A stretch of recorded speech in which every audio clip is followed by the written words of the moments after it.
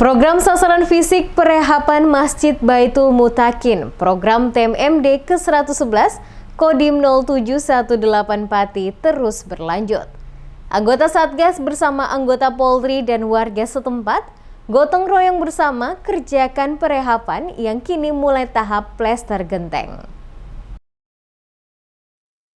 Anggota Satgas bersama anggota Polri dan warga setempat lakukan gotong royong bersama melanjutkan pembangunan rehab Masjid Baitul Mutakin, melakukan pemlesteran genteng. Tahap plester dinding yang dilakukan dimaksud agar atap genteng Masjid Baitul Mutakin tidak mengalami kebocoran saat musim penghujan tiba.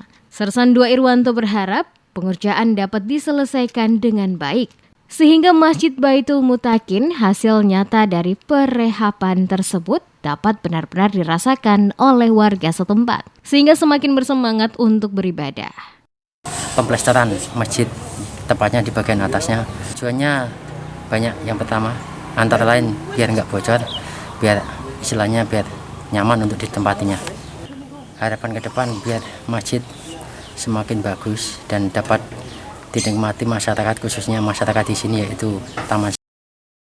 Meski harus naik ke atap, mencapai ketinggian dan bekerja di bawah terik matahari, anggota Satgas bersama anggota Polri dan warga setempat terus bersemangat dalam bekerja.